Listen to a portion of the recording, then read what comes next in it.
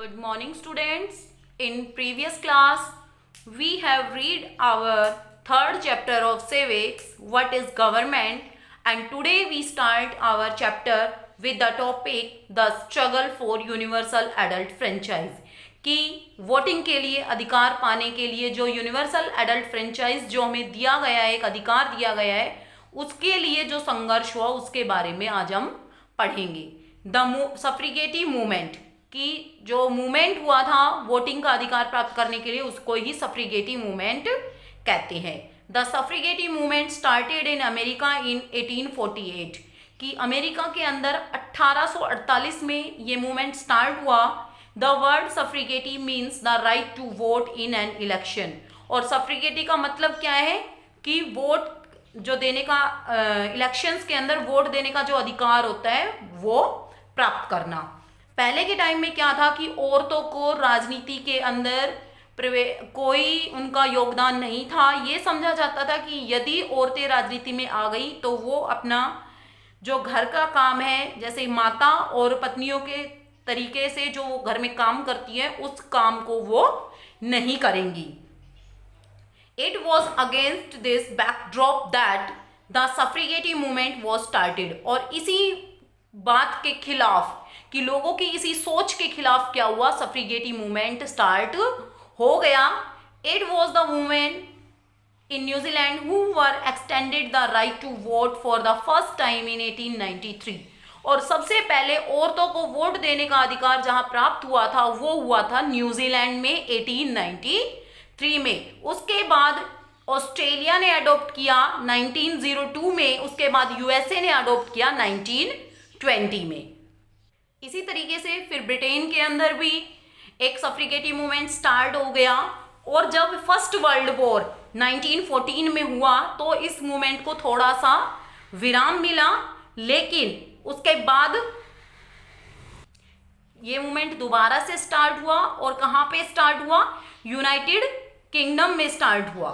ठीक है, और इस अधिकार के कारण ही ब्रिटेन के अंदर 1918 में, कब 1918 में औरतों को वोट देने का अधिकार प्राप्त हो गया। डेनमार्क में वोट देने का अधिकार कब मिला, 1915 में मिला, बेल्जियम में 1921 में मिला, फ्रांस में 1944 में, ग्रीस में 1943 में, जापान में 1945 में, और भारत के अंदर भी औरतों को वोट देने का अधिकार कब मिला, जब भारत स्वतंत्र हुआ 1947 में। अब है द एंटी अपार्थाइड स्ट्रगल कि जो रंग भेद की जो नीति थी उसके विरुद्ध जो स्ट्रगल हुआ वो क्या था। Apartheid is the name given to the racial discrimination which was practised by the white ruling minority in South Africa कि साउथ अफ्रीका के अंदर जो गोरे लोग थे, वो जो थोड़ी मात्रा में गोरे लोग थे, वो जो अफ्रीका के काले लोग थे उनको नीचा मानते थे, उनको डिस्क्रिमिनेट करते थे, उनके साथ उनका दमन करते थे। तो इसी कारण से, और किस कारण से उनको अलग करते थे, उनकी जाति और उनके कलर के आधार पे, और इसी के आधार पे उनके स्कूल भी अलग कर दिए गए थे, उनका उनकी रहने का स्थान जो था वो भी अलग कर दिया गया, और उनके लिए जो मार्केट थे वो भी अलग कर दिए गए। उसके बाद क्या हुआ कि Nelson Mandela who became the first black president of south Africa, जो साउथ अफ्रीका के पहले काले प्रधानमंत्री थे और जो अफ्रीकन नेशनल कांग्रेस के लीडर भी थे, उन्होंने एक चैलेंज दिया इस रेशियल डिस्क्रिमिनेशन को, और उन्होंने एक लंबी लड़ाई लड़ी इस माइनॉरिटी गवर्नमेंट, मतलब कि जो गोरे लोगों की एक छोटी सरकार थी, एक जो उन कम मात्रा में जो लोग थे। ये देखिए, ये पिक्चर है नेल्सन मंडेला की। तो उन्होंने एक मूवमेंट स्टार्ट किया किसके खिलाफ, अपार्थाइड के खिलाफ, रंग भेद की नीति के खिलाफ। और रंग भेद की नीति क्या है कि जो गोरे लोग थे वो काले लोगों को अपने साथ नहीं रहने देते थे, ना जहां पे वो जाते थे वहां पे वो काले लोगों को जाना अलाउ भी नहीं करते थे, और जो गवर्नमेंट का काम था उसके अंदर भी वो उनको शामिल नहीं करते थे।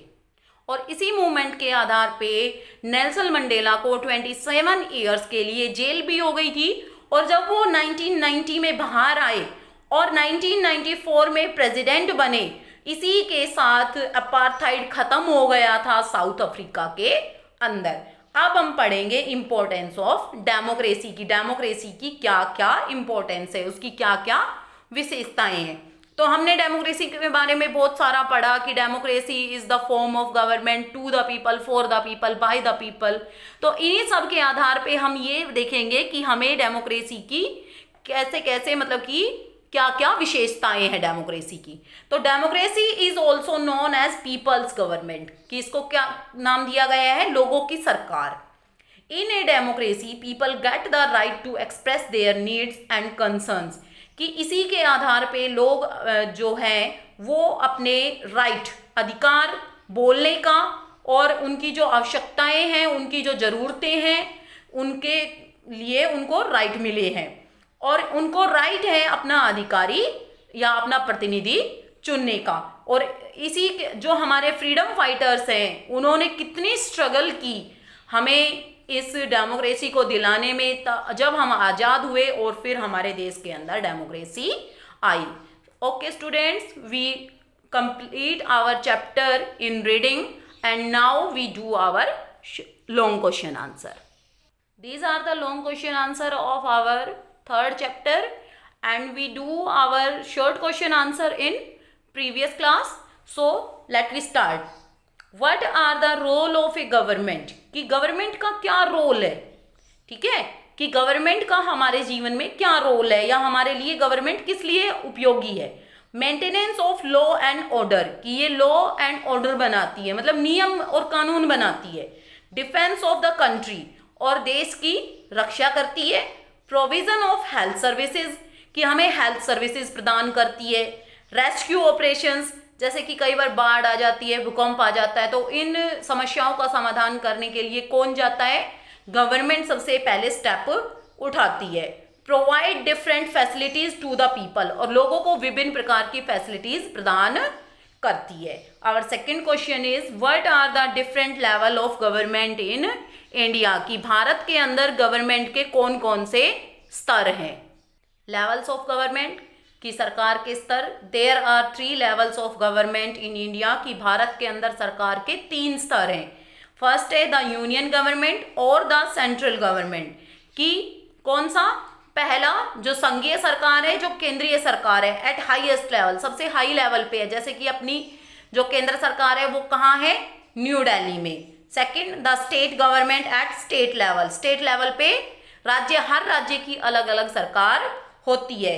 थर्ड है the local self government at third level, it has 2 types, one village level and second urban level, की जो थर्ड जो जिला स्तर की या जो लोकल गवर्नमेंट होती है उसको 2 भागों में बांटा गया है, एक तो गाँव की सरकार और एक शहरों की सरकार। Our third question is state the significance of the suffragette movement in history, कि जो हिस्ट्री के अंदर जो सफ्रीगेटी मूवमेंट हुआ था उसके महत्व के बारे में बताइए।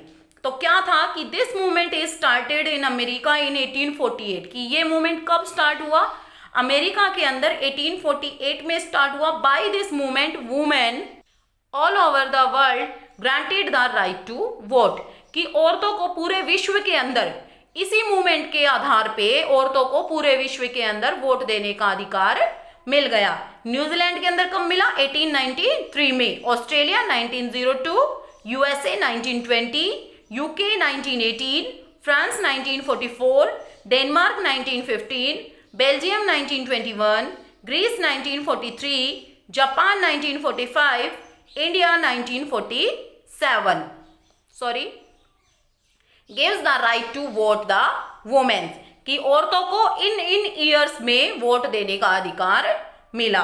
Our fourth question is what is importance of democracy, कि डेमोक्रेसी की क्या इंपॉर्टेंस है। तो इम्पोर्टेंस ऑफ डेमोक्रेसी, कि सबसे पहले तो हमें डेमोक्रेसी के बारे में जब पता है तो हमें उसकी सारी इंपॉर्टेंस उसकी एक डेफिनेशन से ही पता लग जाता है, कि to the people, for the people, by the people.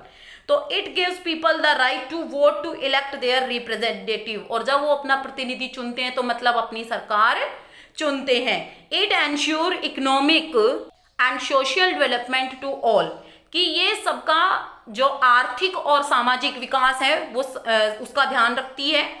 It emphasis on the equality of all citizens, और ये सभी नागरिकों की जो समानता का अधिकार है उसके ऊपर बल देती है।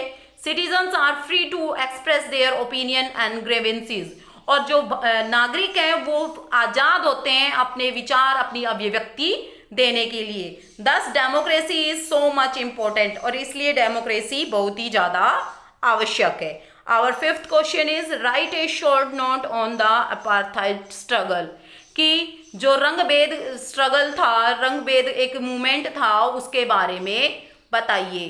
तो apartheid struggle was started in South Africa in the leadership of Nelson Mandela, the leader of African national Congress.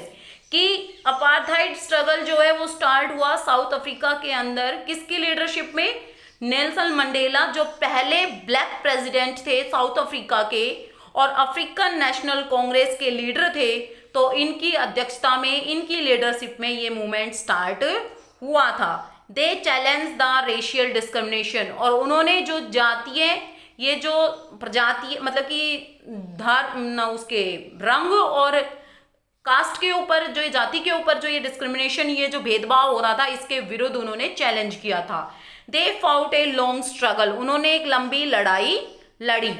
In 1994 the apartheid finally came to end in South Africa, और अंततः इन 1994 में फाइनली क्या हुआ कि साउथ अफ्रीका के अंदर apartheid समाप्त हो गया। I hope students you understand all these questions very well. If you have any query, you contact to me. And today we finish our third chapter of civics, and tomorrow we start our new chapter. Thank you.